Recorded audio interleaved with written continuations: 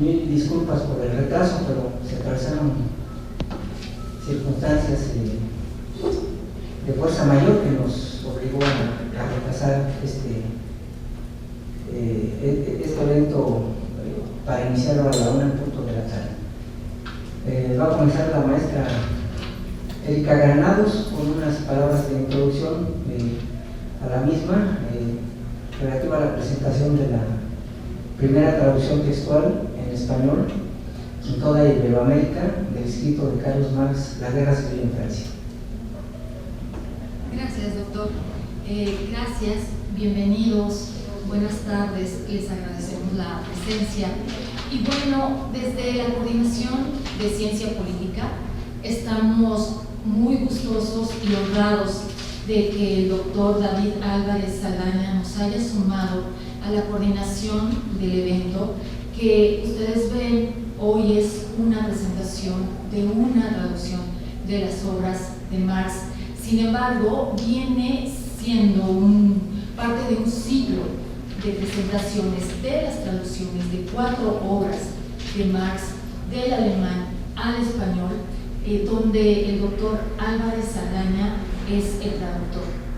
Y estamos muy gustosos porque hoy estamos presentando la tercera obra. Ya estamos en la jornada final, el día de cierre. Más adelante vamos a tener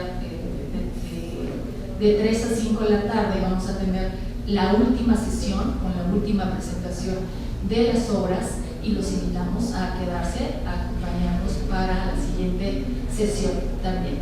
Bueno, gracias, doctor, y también le quiero agradecer la presencia a Gabriel Salinas Castellanos, integrante del Seminario Permanente de Marxismo. Bueno, la obra que hoy en este momento se va a presentar es la crítica del programa de Gotha. La guerra civil en Francia. Es la guerra civil en Francia. Va a cerrar, ya escuchaba la sesión pasada, que el doctor va a cerrar con la obra que a él le parece de las más importantes de Marx, que es el programa de Gotha. Bien, bueno, quisiera, ya adelantaba también el doctor, que yo voy a hacer unas notas introductorias sobre la presentación que se hace en este momento, la guerra civil en Francia. La traducción a la obra de Marx que se presenta en esta mesa, la guerra civil en Francia, una vez más, como en las presentaciones anteriores, si ustedes tuvieron la oportunidad de estar en las presentaciones anteriores, verán los detalles que tiene y lo que comenta una y otra vez un especialista en traducción, como es el doctor Álvarez Saldaña, que se debe de traducir de manera literal a los autores, porque si no, de lo contrario, lo que ellos están transmitiendo se tergiversa. Esto es lo que ha venido comentando una y otra vez el traductor, así como los traductores, porque en la mayoría de estas obras son 3 los traductores que participan en las traducciones de las 4 obras que se han venido presentando y que vamos a finalizar más tarde con la última. Una vez más, como en las presentaciones anteriores, se debe hacer énfasis en que los textos del marxismo clásico se han traducido dejando serios huecos teóricos, y este trabajo no es la excepción. Por ende, decimos que la nueva traducción realizada por David Álvarez Saldaña y David y Nancy Álvarez, hijos del doctor Álvarez Saldaña, que también son especialistas en el idioma alemán, busca resolver los problemas de interpretación que se han plasmado en las traducciones a esta obra. Labor que hicieron a partir de la edición alemana Karl Marx, Friedrich Engels, Wilke.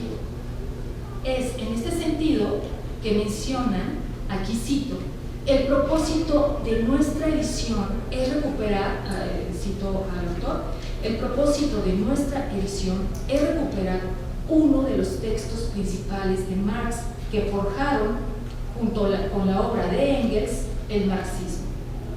Vean la magnitud de esta obra y el propósito de la traducción. Repito la cita del doctor Álvarez Albano. El propósito de nuestra edición es recuperar uno de los textos principales de Marx que forjaron, junto con la obra de Engels, el marxismo, la guerra civil en Francia. Ahora bien, el presente texto explica cómo la Comuna Francesa intentó la labor de cambiar el sentido en el que se encontraba la sociedad. No solo el sentido económico, sino en el que se encontraba toda una sociedad. Trataron de modificar la lógica del sistema existente y, como está claro, también buscaron que en ese cambio fuese para el resto de la comunidad. Lo que se buscó fue pasar de la dinámica del capitalismo a una nueva que tuviese que ser del tipo socialista comunista. Aquí mencionan los traductores que el trabajo de Marx y Engels funcionó en el sentido de brindar la orientación teórica de hacia dónde avanzar, por ser dos grandes figuras reconocidas dentro del comunismo, además de que también eran dirigentes de la Asociación Internacional de Trabajadores. No obstante, para entender lo dicho, hay que conocer el camino difícil y complejo por el que tuvo que andar la Comuna de París, así como sus principales funciones ante toda revolución del proletariado. Como era de esperarse, este libro, además de cuestionar la situación en la que se encuentra como resultado del capitalismo, también muestra cómo se ha teorizado sobre superar esta fase, dar pauta al establecimiento de una sociedad comunista socialista. Y a partir de ello, señalan los traductores, se puede comprender la guerra civil como el escenario que durante 1870 y 1871 la Comuna fue pionera en implementar enfrentamientos contra el capital. Por último, y a partir de una nota de Miu, se sabe que la obra presentada es destacada dentro del comunismo científico, donde se narra la práctica breve pero concisa de la Comuna de París, espacio donde tuvieron cabida la tesis de la teoría de Marx en cuanto a la lucha de clases, la función del Estado burgués, así como la revolución y dictadura de la clase proletaria en contra del status quo implementado por la clase dominante. Gracias. Esto es lo que puedo comentar como notas introductorias. Que disfruten la presentación.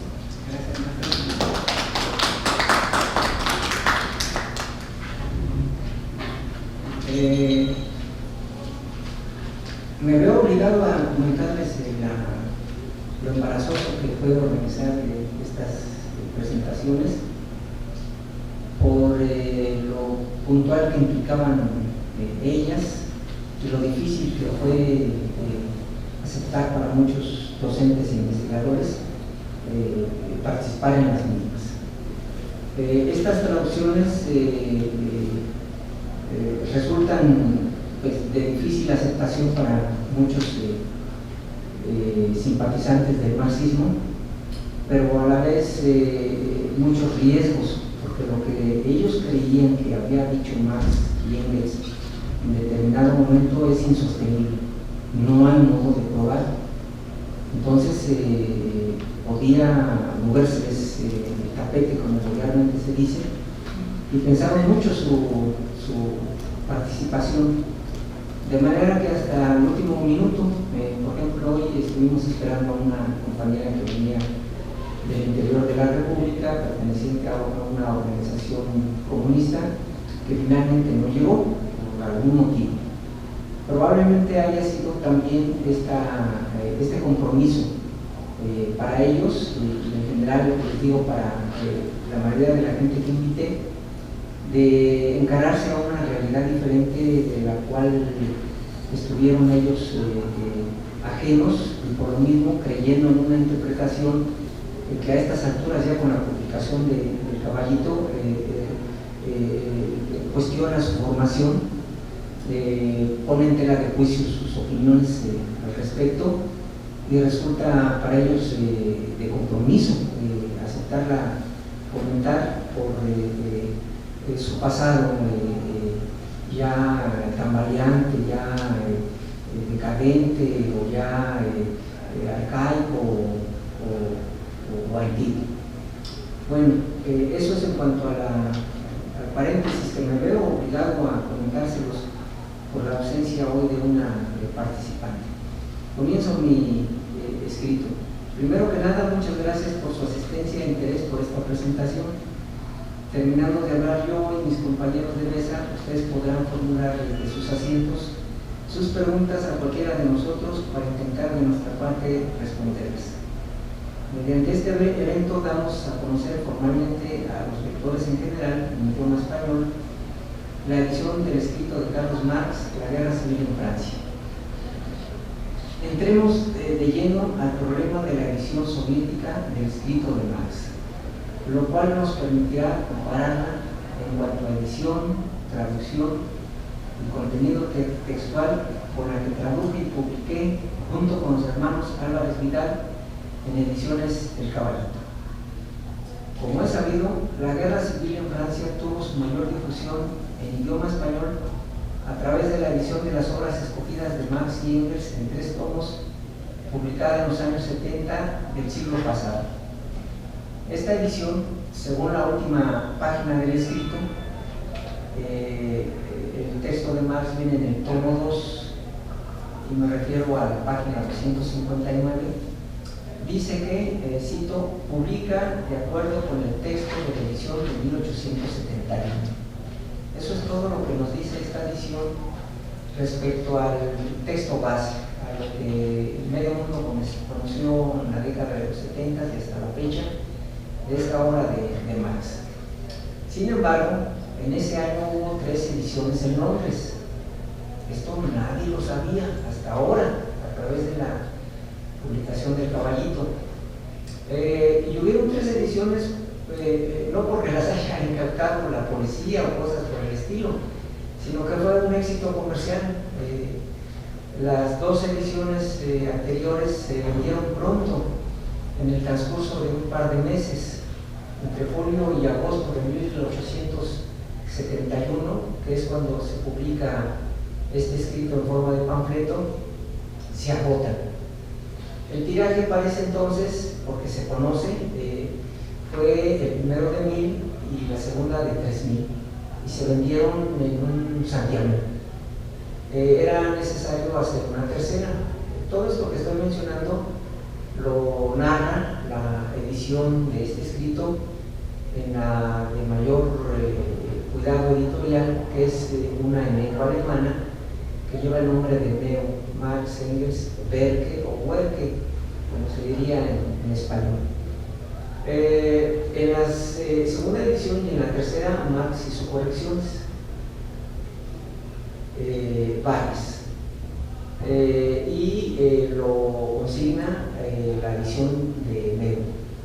Esto yo también lo traslado de igual manera a la del Caballito, por la sencilla razón de que se le explica al lector en este sentido que el texto que se presenta en la edición de Neo y en nuestra edición del Caballito es la última, es decir, la tercera edición que se publicó casi en el acto en Londres. Por lo tanto, se le advierte al lector que hubo correcciones.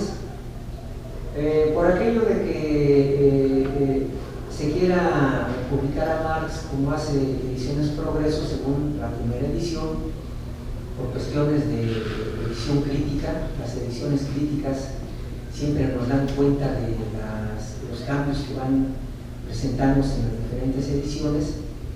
pero no muchas veces para ponderar el desarrollo, el progreso, el crecimiento teórico del autor, sino muchas veces al contrario, para dar a entender que se trató de un escrito zigzagueante, no firme, indeciso, titubeante por parte del autor. De esta manera es como se está publicando la edición crítica, porque en términos de publicación de libros, esa es la frase apropiada cuando se quiere hacer una publicación donde el autor la publicó en vida en diferentes momentos. Y les repito, la idea correcta, adecuada, honrada, de estas ediciones críticas a nivel mundial es para mostrarle al lector el progreso por el cual va atravesando el autor y sus diferentes correcciones para entender el desarrollo de la misma. En términos, le llaman los estudiosos de estas especialidades filológicas. Pero la edición de progreso no aclara ese punto. Y dice que se publica con relación a la de 1871, a lo cual de las tres. Cuando uno conoce esta situación de esta obra, pues lo primero que se pregunta es, bueno, ¿la primera, la segunda o la tercera? Meus sí dice que se cuando a la tercera, y aclara que la tercera pues reúne las modificaciones que le hizo Marx a su escrito hasta entonces.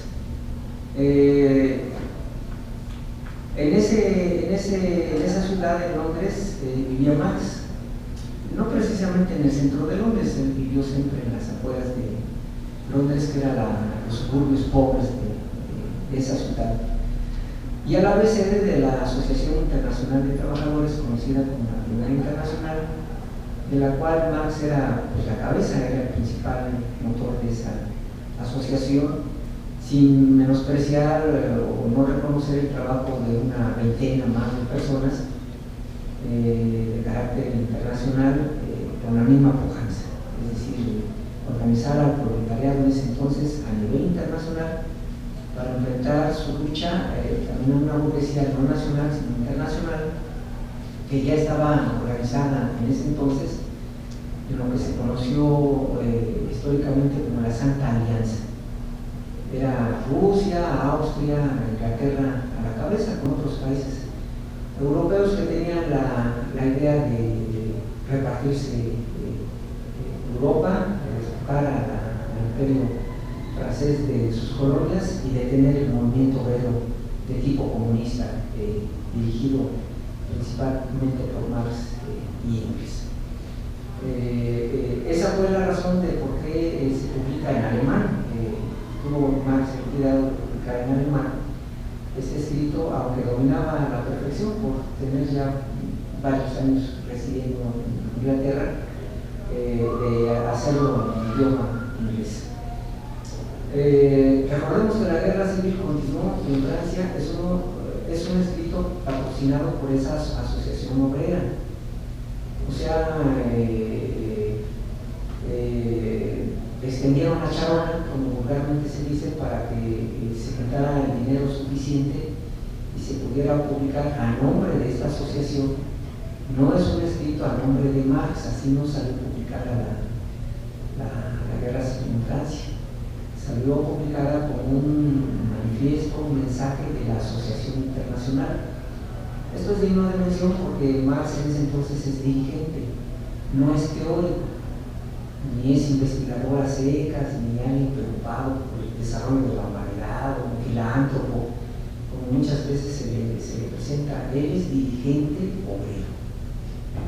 Y la asociación, por las necesidades de difundir lo que en ese momento está aconteciendo en Francia, que es un enfrentamiento armado entre dos burguesías a través de sus dos ejércitos contra la clase trabajadora en Francia. Ustedes imagínense a dos Goliat peleando con un mini David. Esa situación metafórica es la que les presento para que se imaginen el peligro y el riesgo que existía de ser masacrada, de ser asesinada, como desgraciadamente sucedió, esa resistencia de la clase trabajadora que en un momento más les voy a explicar el por qué se dio. Entonces, la guerra civil es un escrito colectivo. Claro, su autor es Marx, pero es el portavoz, este escrito, en ese entonces, de la primera Asociación Internacional de la Clase Trabajadora, que tiene origen en Europa, pero a la cual asistieron, por ejemplo, para darles una idea, representaciones de América Latina como la Argentina, entre otras partes del mundo. Era un escrito pues que voceaba, manifestaba, protestaba, reclamaba, reivindicaba intereses de la clase obrera mundial ante el acecho y el cerco militar que estaba recibiendo en ese momento los integrantes de la asociación, en este caso francesa, de París principalmente.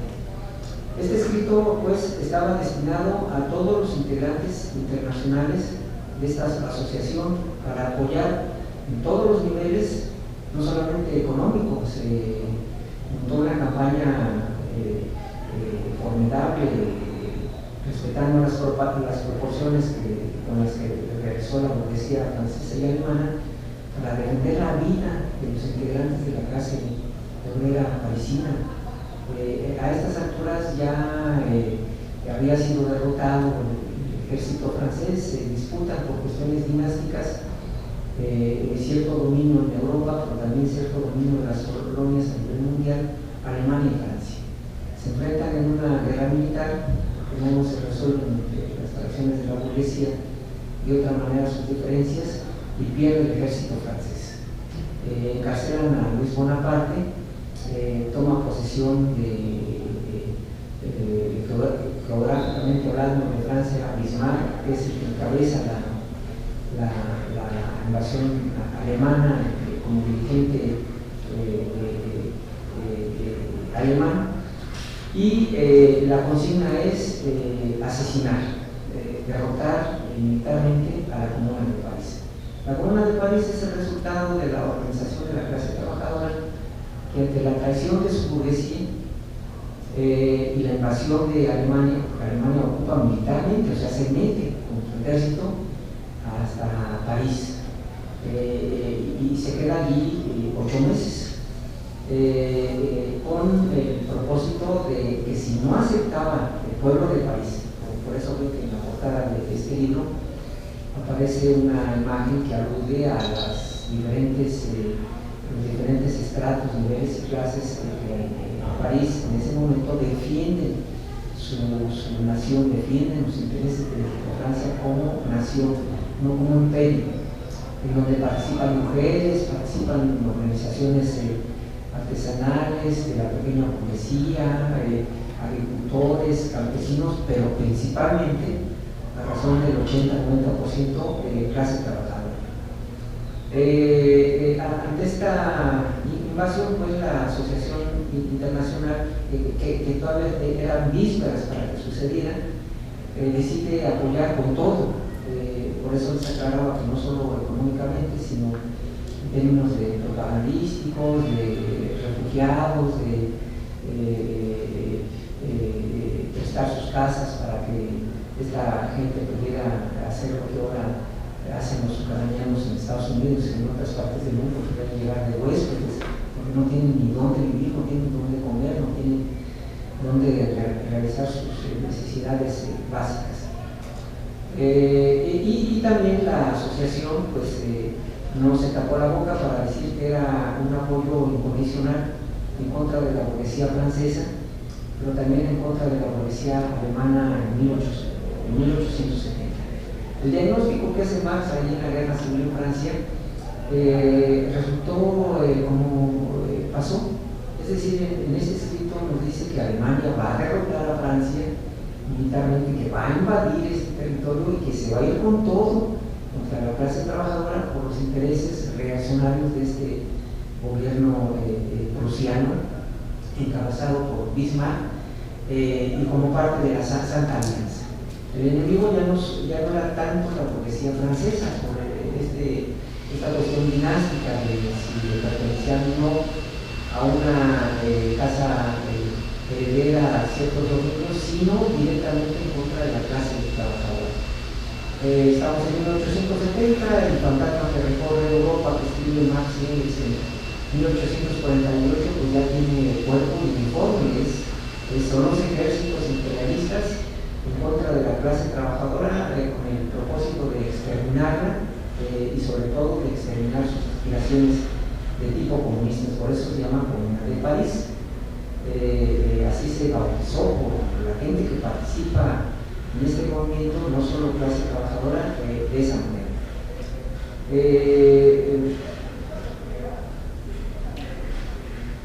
La aspiración de Bismarck del ejército prusiano también resulta, como Marx promete en su escrito, como hace diagnóstico de lo que iba a suceder, era para colocar un gobierno títere. O sea, lo mismo que hace Estados Unidos en sus invasiones, pues se apoya de la reacción nacional para organizar unas elecciones supuestamente plurales, demócratas, y colocar un gobierno a modo, sin necesidad de que ellos estén presidiendo esos gobiernos, como sucedió en Irán, en Panamá, etc. Tantas invasiones militares de Estados Unidos. Lo mismo planeaba Bismarck. Lo que quería era poner un gobierno a modo, poner un gobierno presidido por la fracción burguesa financiera, para que entre los mismos franceses realizaran lo que suele llamarse como una guerra civil, que no es otra cosa que una guerra contra la clase trabajadora, y someterla. Ese era el plan y el proyecto, como resultó que anunciaba Marx en la guerra civil en Francia. Pues bien, el escrito de Marx, que analiza estos acontecimientos se reeditó, como dije, en 3 ocasiones, en Londres en 1871. En la segunda y en la tercera, Marx corrigió y amplió algunas cuestiones. La edición de Progreso no aclaró en este sentido en cuál de las 3 ediciones de 1871 se basó, ni las razones de ello. Empero, el formato de su edición retomó el que Engels preparó para la edición de 1891, 20 años después. Esta segunda edición que prepara Engels, una vez fallecido Carlos Marx, y 4 años camina para que se despidiera de este mundo, fue para conmemorar los 20 años de la Comuna de París. O sea, fue un acontecimiento importante para Marx y Engels, que no podía pasar desapercibido a nivel mundial, porque se trata del primer intento, si ustedes quieren, de esbozo, atisbo de una revolución comunista en la historia de la humanidad, que no tuvo éxito porque apenas tuvo vigencia un par de meses y fue ahogada en sangre, fue asesinada, quemaron el centro del país, incendiaron con todo lo que había allí, con todo lo vivo que había allí, animales y sobre todo seres humanos, el centro del país. Progreso hizo en este sentido una edición mezclada, campuchaneada. Publica el texto de 1871, sin decir por qué, y el formato de Engels consistente en que Engels añadió una introducción, una larga introducción a la edición de 1891, porque valía la pena, dice Engels ahí, entre otras cosas, lo mismo la edición del Caballito, que era necesario cuestionar la participación de las distintas fracciones obreras en la Comuna de París para no cometer los mismos errores. Blanquistas y proudhonianos eran las principales fracciones que se disputan en la edición de París, más una tercera que en términos numéricos era la masista, o la comunista, que no tuvo mucho peso históricamente en esta dirección, por muchos motivos. Engels creyó necesario hacer esta introducción, que es lo que nos lega, es lo que nos hereda, añade también, nos advierte en su introducción, que va a agregar al principio del escrito de Marx dos escritos más, cuya autoría también es Marx. El primero y el segundo mensaje de la Asociación Internacional de Trabajadores, con un rebato, una asonada, un campanazo a toda la clase obrera internacional de ese entonces, previendo lo que iba a ser Alemania y la burguesía francesa con sus ejércitos, de reprimir como nunca antes se había realizado a un movimiento de oposición que no estaban de acuerdo con vivir así, en las condiciones de miseria a las que los había llevado el régimen capitalista de producción. Les decía que la edición de Progreso retoma este formato de Engels y tampoco dice por qué. Y en ese sentido, pues no debió haberlo hecho así. Y si lo hizo, ¿cómo fue? Decirle al lector, ¿verdad? En este caso hispanohablante, sus razones de ello. Continúo. En otras palabras, Progreso no se basó en el texto de la edición elaborada por Engels. Les he platicado en otras ocasiones que esta edición de Progreso de esta generación de los 70s del siglo pasado, o tercera oleada del Partido Comunista de la Unión Soviética, ya iba cabizbaja, ya iba transformándose, faltaban 20 años para que se presentaran como actualmente lo hacen voceros del revisionismo marxista. Por lo mismo, esta edición no es la de 1956, que viene en las obras de Marx y Engels de ese entonces, sino ya es una modificación que tampoco le aclaran al autor, tendiente a confundirlo, porque hay una serie de cosas que resultan incongruentes, no solo en el texto, sino en el trabajo editorial, que no aclaran. Y la principal es por qué no siguieron a Engels, por qué no pusieron el texto de Engels.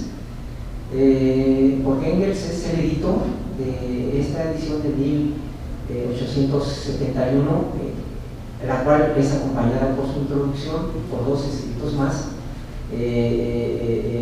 por la pareja intelectual permanente de Marx. No dice Progreso por qué.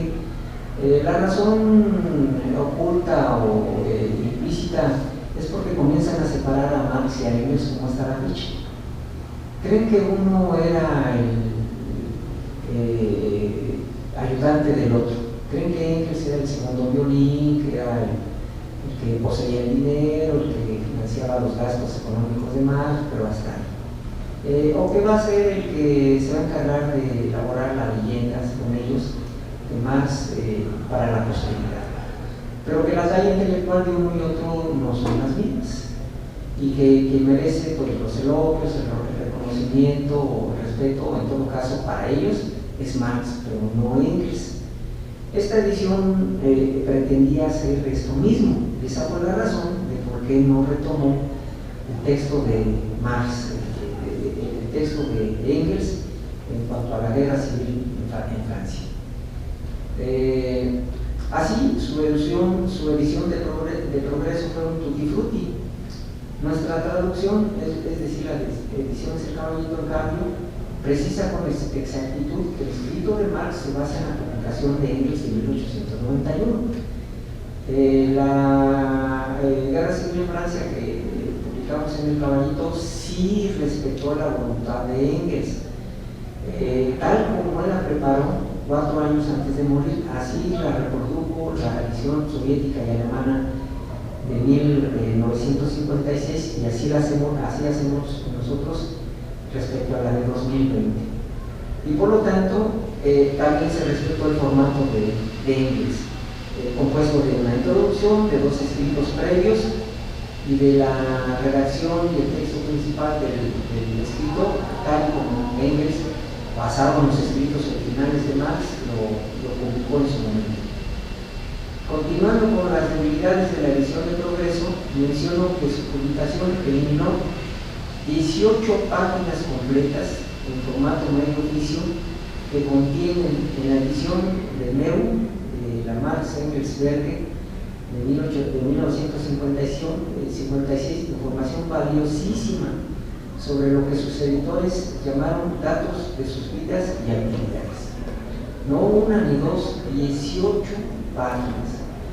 Fueron mutiladas por la edición de Progreso con la intención clara, deliberada, de que el lector no conociera el trabajo nunca, porque esta obra fue pues, la obra oficial publicada por el Partido Comunista de la Unión Soviética en ese entonces.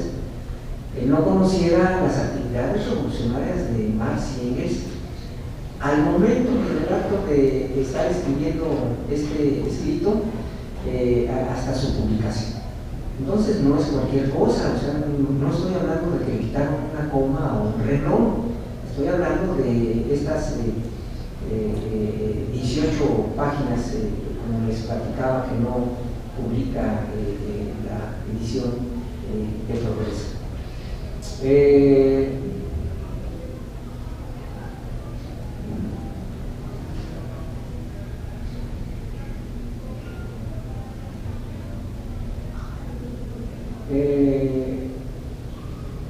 Otras de las virtudes de nuestra traducción es que, a diferencia de la de Progreso, complementa las alusiones que realiza Marx en su escrito sobre el mensaje inaugural de la Asociación Internacional de Trabajadores, con la inclusión de este en la forma de anexo. Engels añadió dos apéndices, que no los pone, como dice la palabra apéndice, al final, porque apéndice quiere decir eso, etimológicamente hablando, al final, sino las pone adelante, como prefacio.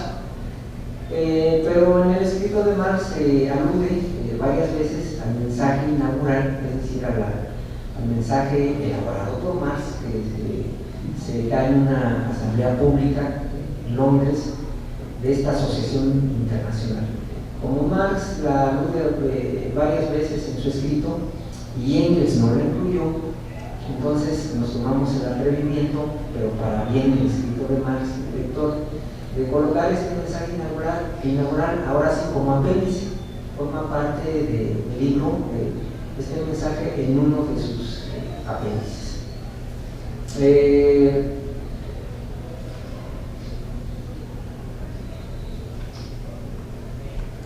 Estas páginas se traducen y publican completas en el anexo 2 de Ediciones Mi Caballo.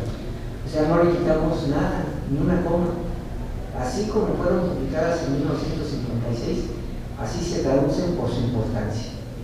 Y para de alguna manera pues, hablar bien del instituto que lleva a cabo esta labor, que es de esta segunda generación del Partido Comunista Ruso.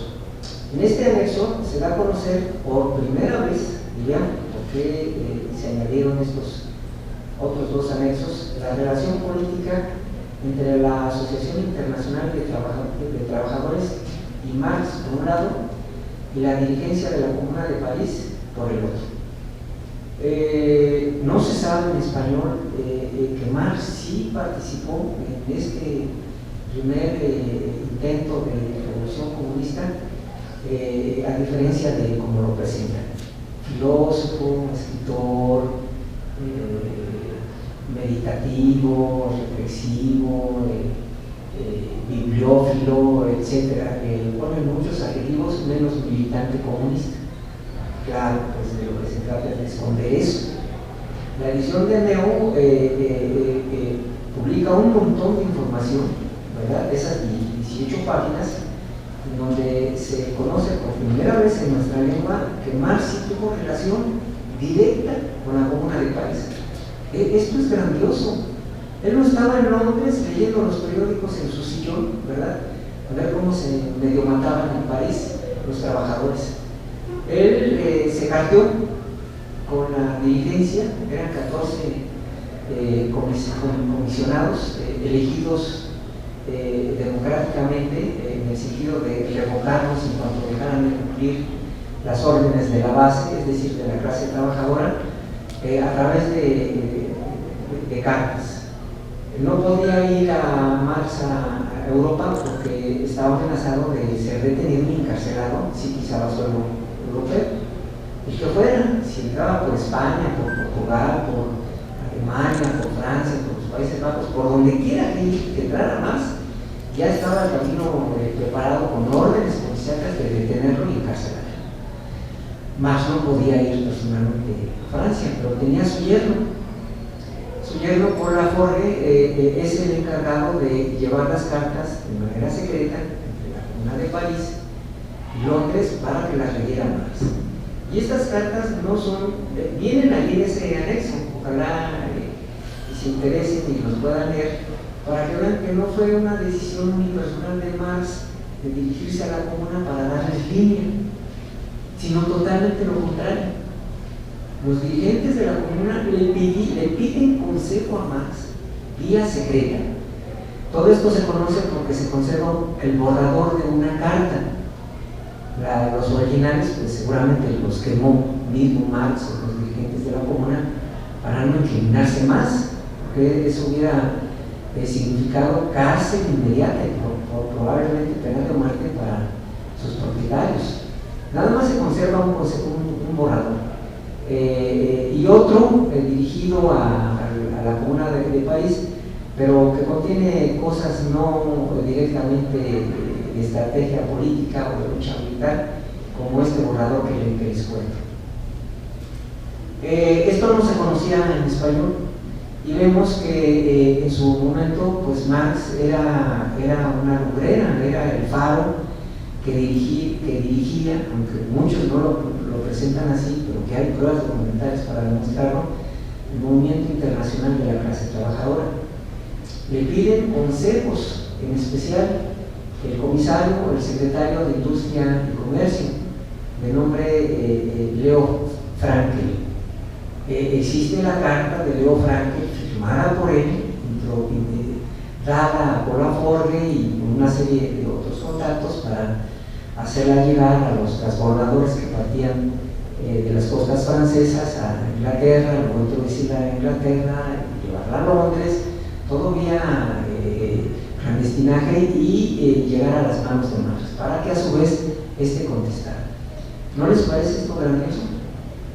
Marx cartea pues con los dirigentes y les advierte de varias cosas que por errores de la dirección de la Comuna les costó caro, les costó en otras palabras la vida.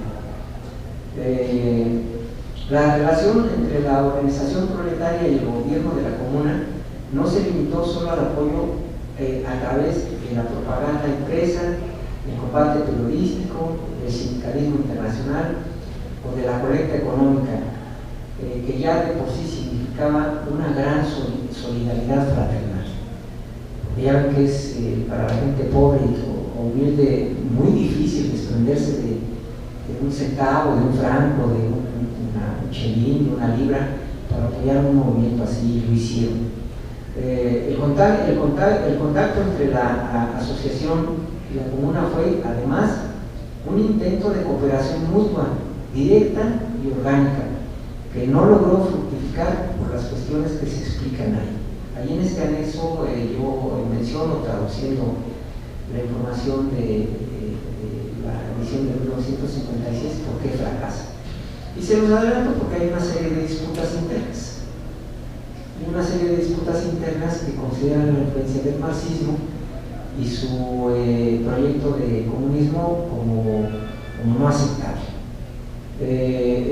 Y las propuestas que se dan dentro de las varias fracciones del movimiento obrero francés a la larga resultaron menos reivindicantes o menos exitosas que en ese momento proponía Marx a través de la Asociación Internacional. Para demostrar la relación entre Marx y la primera revolución comunista, información valiosísima e inédita hasta ahora en español, el anexo 3 de la Guerra Civil en Francia del Caballito incluye 4 cartas. En uno más de los anexos de ediciones del Caballito pusimos 4 cartas históricas que demuestran, en especial la dirigida al secretario de Trabajo y Comercio Leo Frankel, en pleno cerco militar del ejército de Versalles, es decir, los títeres de Bismarck sobre la comuna de París. Esto es encomiable, o sea, sí hubo un intento de dirección política entre el marxismo encabezado por su autor Marx y la primera revolución comunista de entonces, como se puede demostrar. Y vale la pena que, si no se conoció, por lo menos en los últimos 70 años, sea el momento oportuno para que los lectores que tienen lo sepan y vean que Marx no estaba de pranga, no estaba de parásito, no estaba hundido en un mundo filosófico o bajo la tutela de Hegel, como lo presentan la mayoría en lengua española. Respecto a la traducción de la Guerra Civil en Francia, Progreso la interpretó de acuerdo a las ideas de sus traductores, el texto en alemán. Nosotros, en cambio, la hicimos textualmente, es decir, respetamos totalmente la estructura gramatical del texto de Marx. De esta forma evitamos al 100% incrustar palabras que no son del autor. Por ejemplo, según la introducción de Engels, el estado de clase desaparece, y cito, cuando el proletariado triunfante en la lucha por la dominación de clase logra formar una generación creciente al interior de nuevas libres condiciones sociales. En el lenguaje de Marx y de Engels, esto es cuando se logre, según palabras de Engels o interpretado de mi parte, consolidar una sociedad comunista.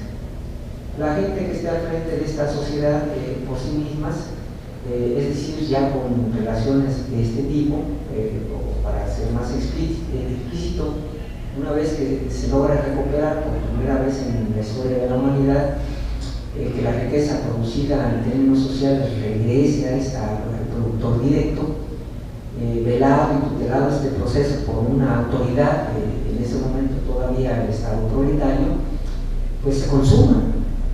Cuando esto logre suceder, según la prognosis de Marx y Engels, por sí mismo el Estado, tanto capitalista como socialista o comunista, comienza a desaparecer. Porque este reclamo de todas las luchas de clases de las sociedades clasistas hasta la fecha no se ha cumplido, ni siquiera con los 70 años de llamado socialismo real, ni siquiera con el actual socialismo cubano, vietnamita o coreano, del sur, ¿verdad? Del norte principalmente, no del sur, que son los aliados de Estados Unidos. Es decir, comunistas, en un ambiente comunista, cuando se logre conformar esta generación, dice Engels en su introducción, el Estado desaparece. Que sea capaz de terminar por sí misma, sigo la cita de Engels, con todo ese trasto viejo del Estado. En cambio, termino la cita, en cambio la traducción de Progreso dice que el Estado podrá extinguirse cuando, y cito, una generación futura educada en condiciones sociales nuevas y libres pueda deshacerse de todo ese trasto viejo del Estado.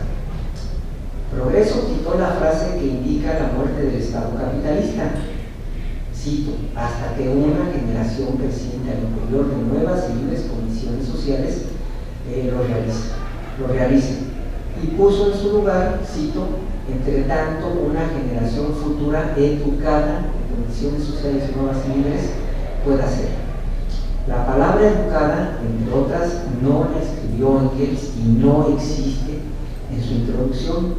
Por tanto, en la edición de Leo, ni en la edición del Caballito, a diferencia de la traducción de Progreso, existe esta alteración. Después de lo dicho, no cabe la menor duda que de la Guerra Civil en Francia de Marx y del Caballito pueda ser leída por primera vez tal y como su autor la escribió, acompañada tal y cual los agregados que hizo Engels incorporó en ella, y con información que demuestra la influencia directa de Marx mediante cartas y de algunos otros documentos dirigidos a algunos dirigentes de la primera revolución comunista en la historia de la humanidad, aspecto que hasta ahora era inédito en España. español y que pertenece al contenido textual de la Guerra Civil en Francia. Con ello termino mi participación y espero que alguien me pregunte algo al respecto al final de la misma. Muchas gracias.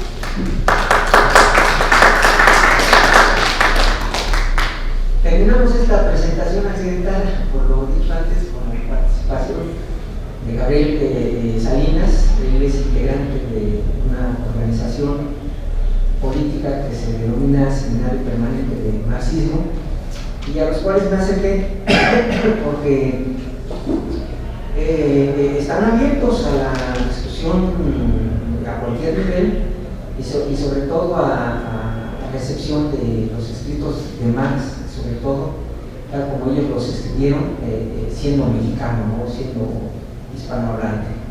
Entre todas las organizaciones políticas a las que invité, también entre paréntesis, pues muchas resultaron partidos, son organizaciones de una o dos personas que se exhiben en internet por cuestiones de vedetismo político, como grandes organizaciones interesadas en estos temas, pero que en los hechos no lo son. En cambio, el Seminario Permanente de Marxismo sí, desde la primera invitación que les hice a él y a Nayeli, me dijeron con gusto que sí. Y aquí los tienen, y por lo mismo le doy la palabra a Gabriel para que haga su respectiva intervención.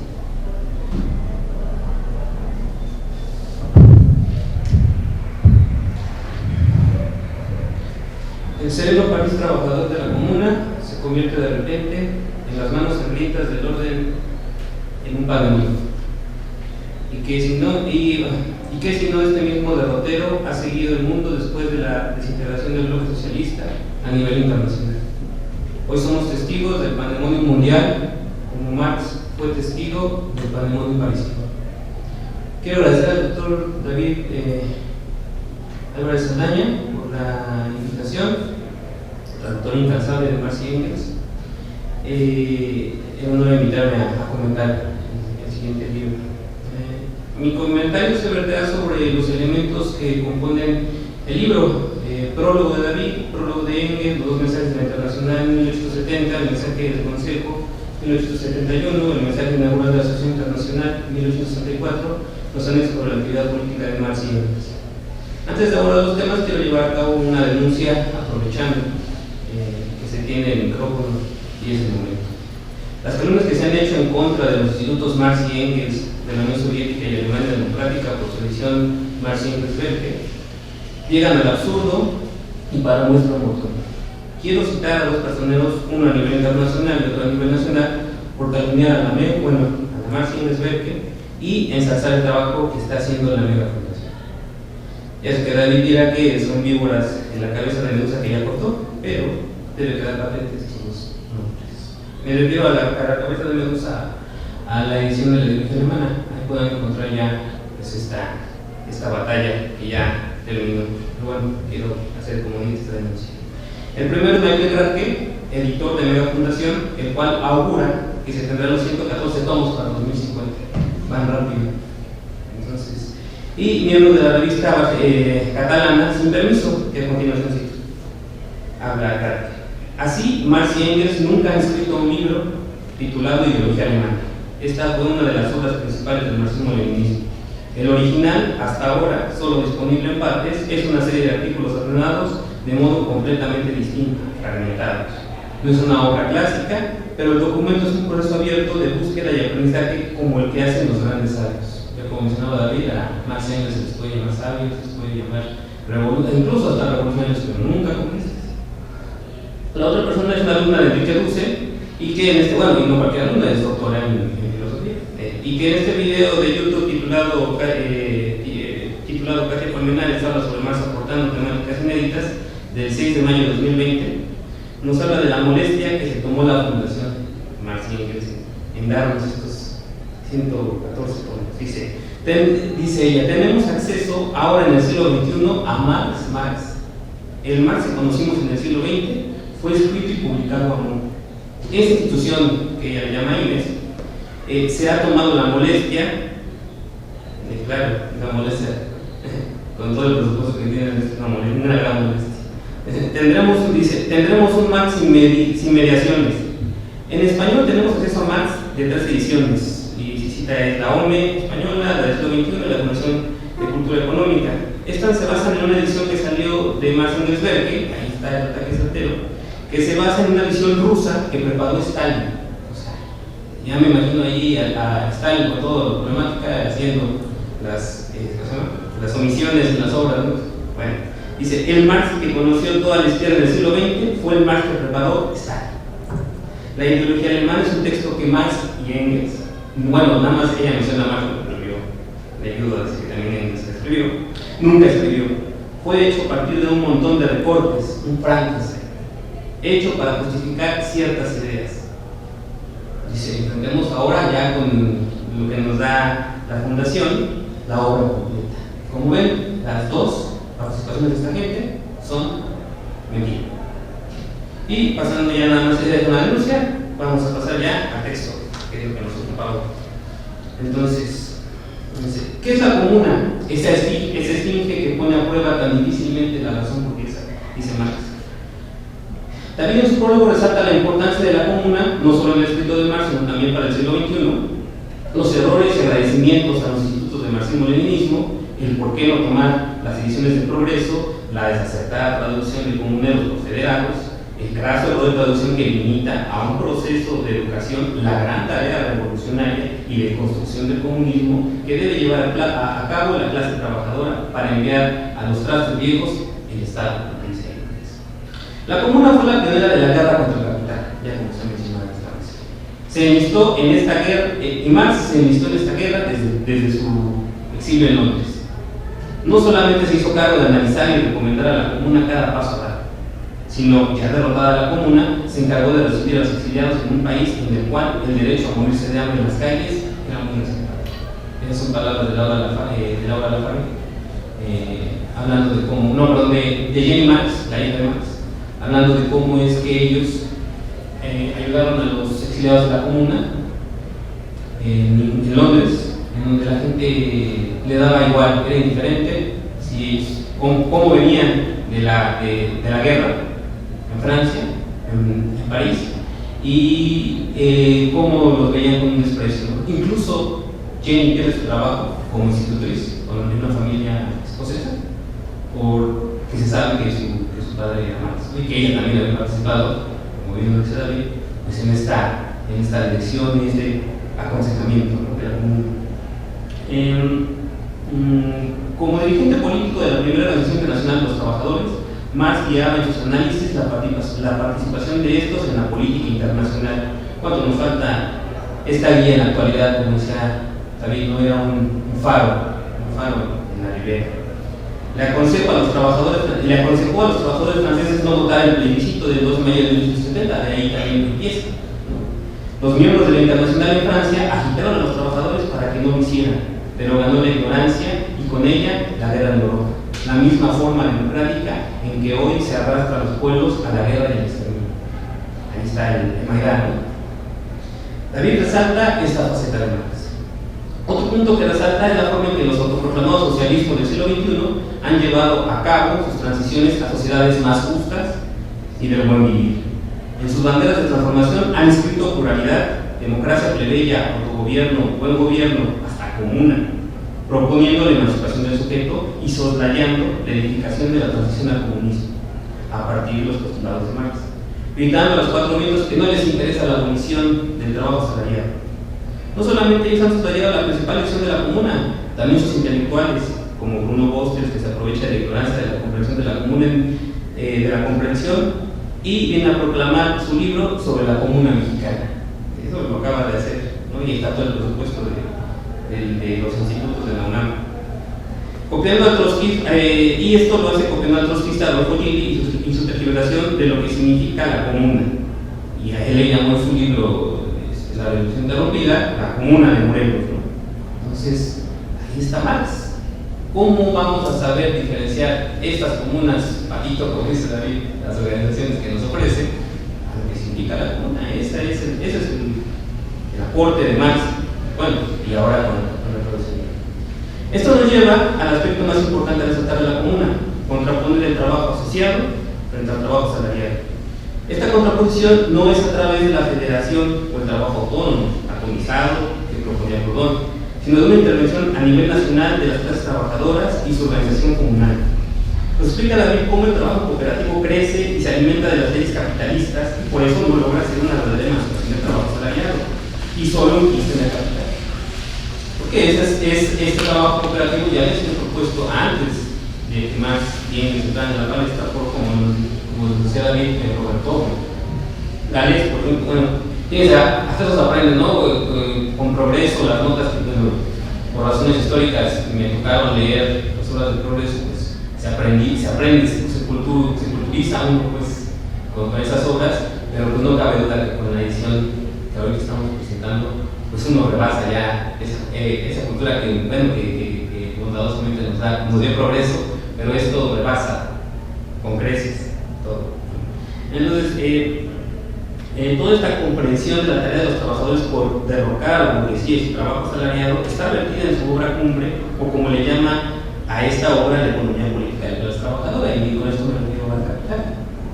La comuna tenía que ser un gobierno legislativo y ejecutivo que sobrepasara por mucho el Estado en el que hoy rumian los diputados y simulan un trabajo legislativo.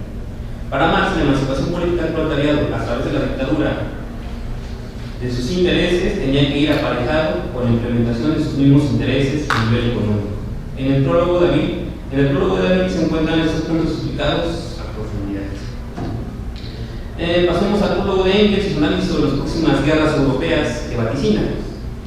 El año en el que escribe el prólogo es 1891, después de su muerte en 1865, dos guerras mundiales se han sucedido, aparte de las guerras iniciadas a raíz de la separación del bloque socialista. Este vaticinio y la caída de la columna de Vendôme que hace Marx en el 18 de mayo son muestras de su poderoso análisis. Efectivamente, Engels en su prólogo dice que si hay una indiferencia de la clase trabajadora, se van a suceder guerras internacionales. Se sucedieron dos guerras y guerras europeas, y hoy seguimos en los tiempos de la guerra europea.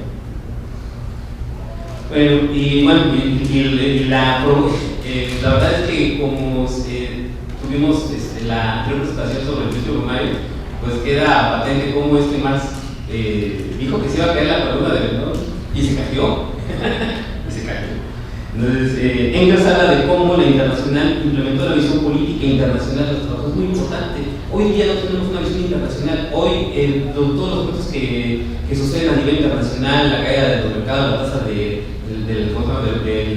la Reserva Internacional de Estados Unidos, la guerra en Ucrania, la guerra que según se viene por Taiwán, todas estas cosas no tenemos puntos de vista. Y Marx y Engels en su tiempo nos otorgaban tanto a nivel artículos periodísticos como ahora en este caso a nivel mensajes de una organización política de los trabajadores. Ya en el prólogo de Mario, Engels habla de que es Francia donde la lucha de clases se ha llevado hasta sus últimas consecuencias. En este prólogo ahonda más y nos dice que la clase trabajadora francesa siempre en sus luchas 1789, 1830, 1848 reivindica la supresión de las contradicciones de clase. Pero decía Engels, nunca supieron cómo, ¿no? O sea, decían, queremos la supresión, pero dicen que nunca supieron cómo. Y el solo escuchar eso los burgueses les hacía temblar. Engels remarca que en cuanto al proletariado se atreve a actuar frente a la burguesía como clase original con intereses y reivindicaciones propias, esa es una crueldad terrorífica para la venganza de la burguesía. De nuevo, Engels nos destaca que el decreto más importante de la comuna fue instaurar la gran unión de cooperativas. Bueno, así lo llaman, pero bueno, se está hablando de comunas. La comuna comienza el 28 de abril de 1871, en el momento en que pasa el gobierno del Comité Central de la Guardia Nacional. Aquí sería un paréntesis. Primero está el gobierno de la Defensa Nacional, que es el que se elige con Thiers a la cabeza, que es el que entra después de la caída de Napoleón, después de la protección de Napoleón, le pasó como a Santana. Después de que es derrotado, lo apresa, y entra el gobierno de la Defensa Nacional, que rompe con este sector del ejército que queda como último reducto de la defensa de París, que es el Comité Central de la Guardia Nacional, y le pasa al gobierno, y después de 2 días, a través de una elección democrática como se pasa, bueno, pasa el gobierno a la comuna, que está comprendido por 92 miembros. Y que, como dice David, 17, 14 eran miembros de la Asociación Internacional de los Trabajadores. Marx marca como un error este paso tan rápido del Comité Central de la Comuna. Este hecho, el pasar tan rápido, tan prematuramente el gobierno del Comité Central de la Guardia Nacional a la comuna, lo marca como un error de la comuna, que es uno de los cuatro que marca. El siguiente error es cuando el gobierno de Thiers en Versalles manda a robar los cañones de la Guardia Nacional. Esto es de verdad pues hasta qué punto puede llegar a 80, ¿no? Los cañones de la Guardia Nacional son comprados con dinero de los trabajadores, ¿no? Bueno, yo me imaginé en ese entonces lo que llamaban los bonos de guerra, ¿no? Que los trabajadores daban dinero y se compraban eso para la defensa de París. Lo que pasó es que dijeron, bueno, si estos son nuestros cañones, pues van a servir para lo que querían ellos, defender París de los prusianos, de los caníbales, como dice Marx también. Y Thiers, para desarmar a la comuna, dice, hay que irlos a robar, pero pues sí, como un vil raterillo, ¿no? Van en la noche a robarlos. Entonces la comuna se da cuenta y ese momento, como dice Marx, es el momento para llevar a cabo la acción contra los demás, que no lo hace la comuna. Luego, para eliminar de una vez por todas esa duplicidad de poder y principalmente la cabeza de la traición que nos componen las cómplices, que era Thiers. El tercer error es que no se interviniera el Banco de Francia. Claro que esta medida sobrepasaba el requerimiento de la elección común. Y por último, de los cuatro errores, el no poder agitar a los campesinos comunitarios, parcelarios, que más temprano que tarde hubieran hecho arder la campiña.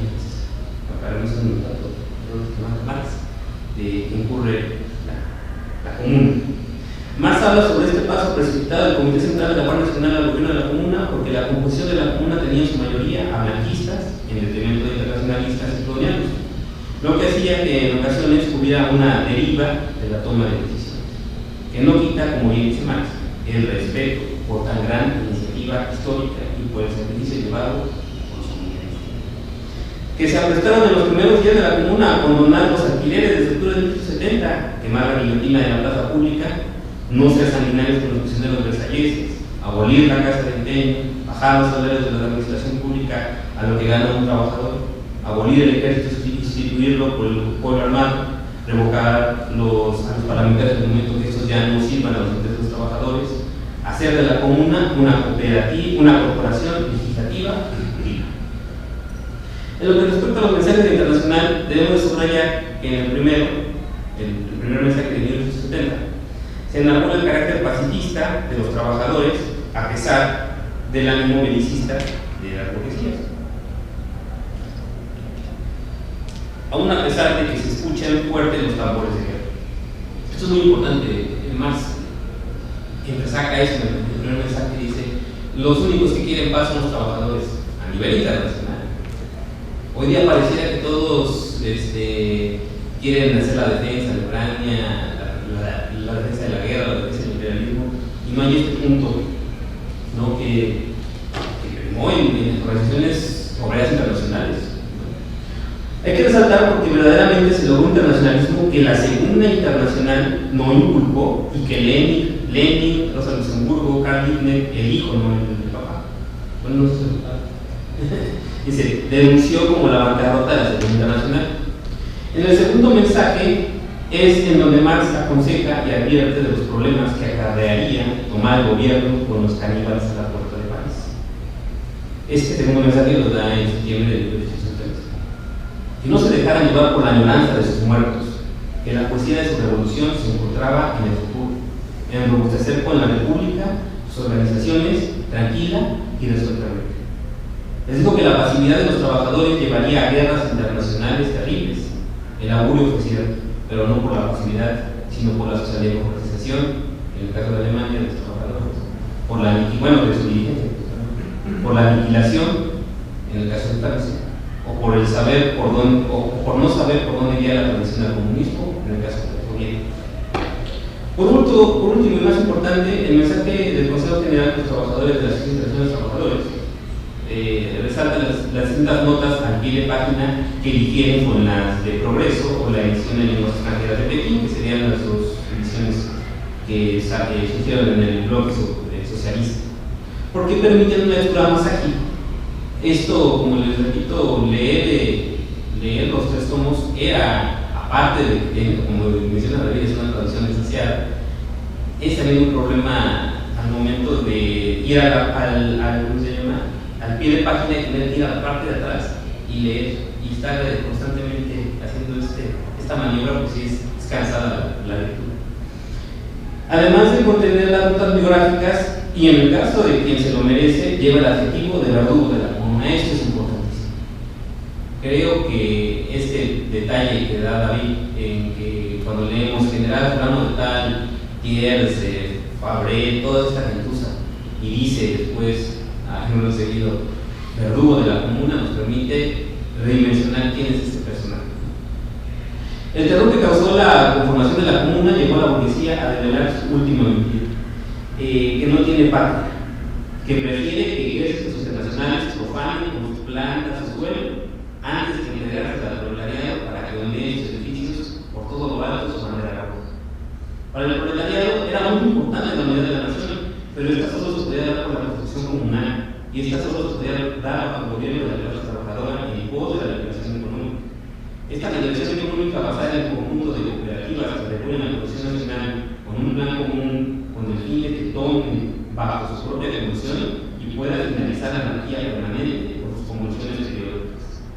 Marx destaca el papel de las mujeres por estar en los puestos de vanguardia para defender la comuna, como la sociedad de planillas se emancipa de todas las plagas del capital, y más reciente, las que había vivido bajo el gobierno por ellos de su imperio. Las notas sobre la actividad nacional y política de Marx y Engels se ilustran de una manera fenomenal y hacen una decisión única en su tiempo. Saber la intensidad de saber la intensidad de trabajo a la que estaban sometidos Marx y Engels nos hace pensar que sean rendidos 24 horas del día como si estuvieran 48. Pero principalmente el compromiso y la entrega que tenían con la causa del proletariado, que ningún doctor, maestro, licenciado, intelectual, libre, tiene voz, a excepción de un grado. Por último, y esto debe decirse claramente, la comuna no fue la aplicación de un proyecto utópico acabado, como bien dice Marx. Fue la aplicación consecuente de un programa político de los trabajadores. Y la clase trabajadora internacional solo le pidió a sus comuneros que se pegaran a él para darle rumbo a la lucha y llevar a que quedara en alto la bandera. Eso es todo.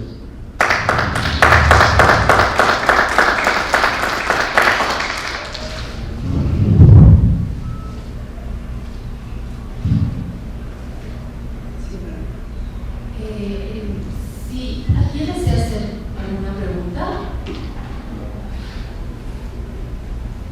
Sí, Daniel, por favor.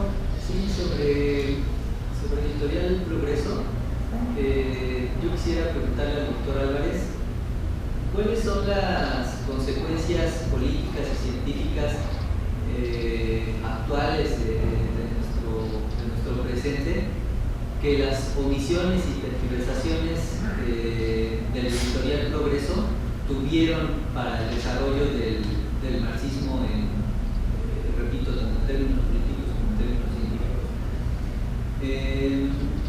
Al menos en América Latina, ¿no? O en México, ¿cuáles fueron esas consecuencias actuales?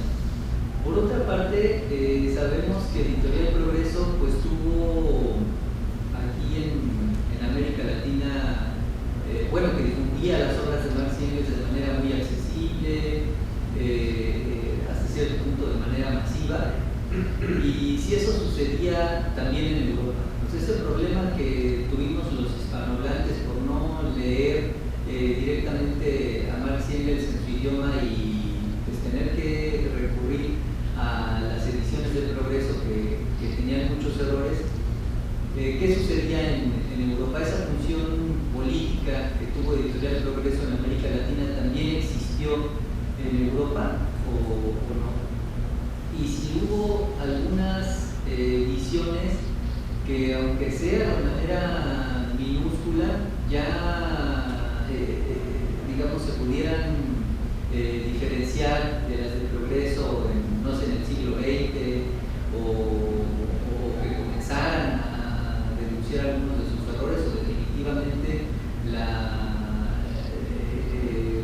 digamos, las ediciones del progreso eran como hegemónicas, ¿no? Como que no hubiera otra alternativa para los lectores hispanohablantes. Nada más eso. Y lo pregunto porque pues lo que ofrecen las traducciones de David actualmente y que ponen en evidencia los errores del progreso también dan pauta para hacer nuevas investigaciones sobre la función política de esta extinta editorial, porque actualmente yo he buscado y no hay información que revele o que investigue sobre Editorial Progreso. Esa era mi pregunta.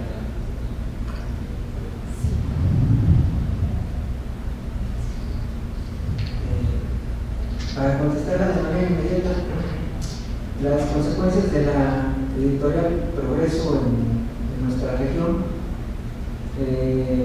fue por parte de los partidos comunistas latinoamericanos avalar, justificar la existencia de la Unión Soviética y por tanto la de sus intereses económicos en el bloque socialista.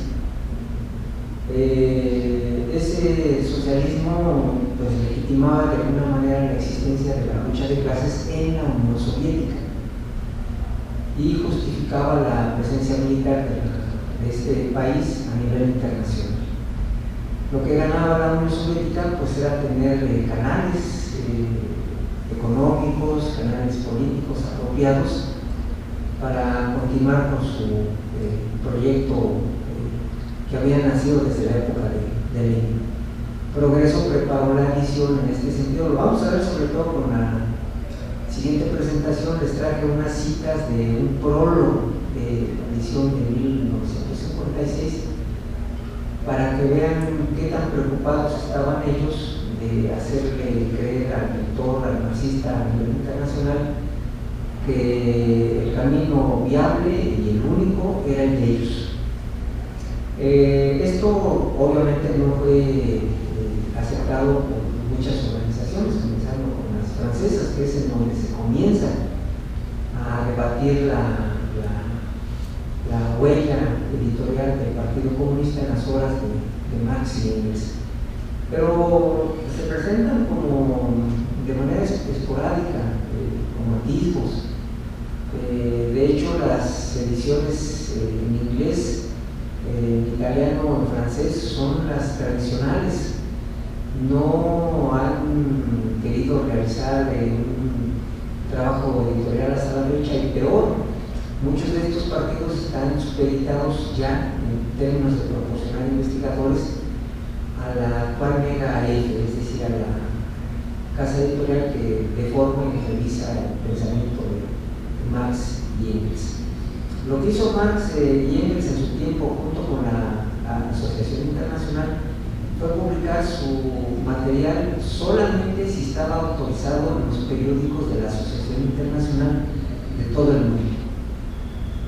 Fue tanta la deformación que se hacía de su discurso, no solo de Marx y Engels, sino que se difundía a nombre de la asociación, que decidieron parar, sobre todo en Francia, donde salen o brotan un montón de sectas autodenominadas marxistas que en realidad se oponían a los intereses de la clase trabajadora.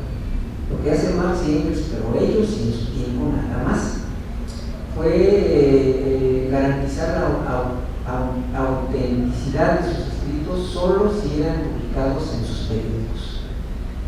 De esta manera, las diferentes secciones de la Asociación Internacional tenían como tarea difundir las traducciones autorizadas en diferentes idiomas por el Consejo General de esta asociación. Pero esto duró una generación. Luego, con la necesidad de difusión del Partido Bolchevique, se crea una agencia y el Instituto de Marxismo-Leninismo, que tenía como tarea o como propósito reproducirlos tal cual, y hasta cierta parte sí se cumple, pero luego ya no, y comienza a deliberadamente meterse la mano de los editores por órdenes del partido para cambiar el sentido, desgraciadamente ese fue, de las ideas de Marx y Engels. Este trabajo debió haberlo hecho países como España, el Partido Comunista Español, el Partido Comunista Cubano, pero es hora de que no lo quieren hacer porque los compromete. Es decir, ese socialismo ya no se identifica con los ideales del marxismo. Entonces la negligencia y el soslayo que hay allá para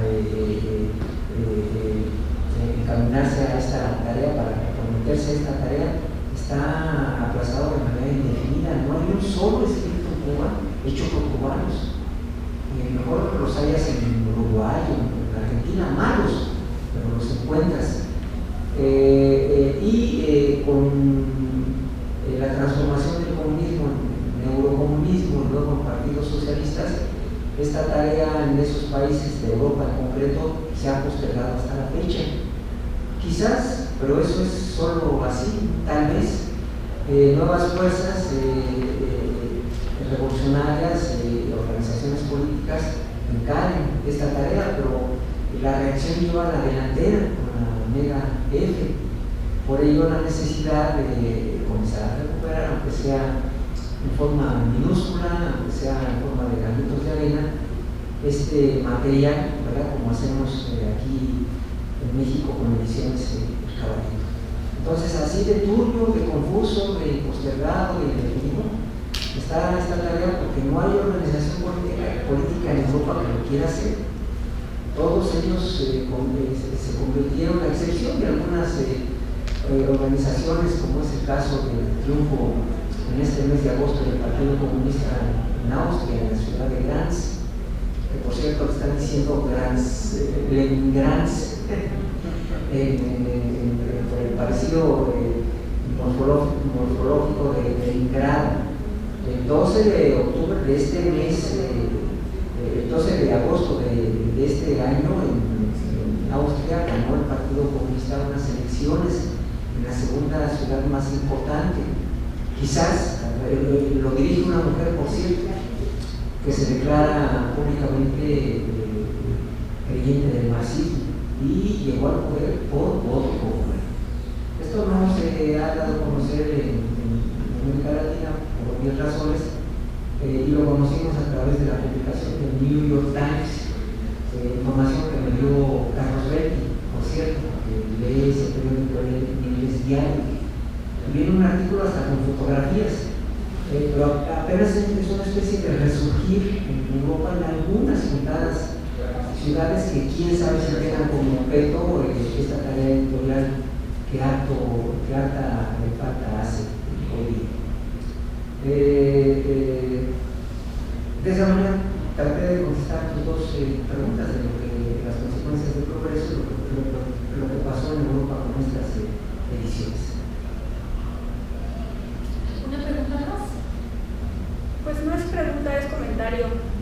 Justamente de lo que, bueno, ya lo mencionó el compañero Gabriel, pero a esta pregunta de qué es la Comuna de París, habría que preguntarse también qué no es la Comuna de París frente a estas interpretaciones de que la Comuna de París es autogobierno, autonomía, Comuna de Morelos, es también tradiciones comuneras, o se relaciona en México con comunas como la Purépecha, la comunalidad oaxaqueña, entre otras, dependiendo de quién se hable.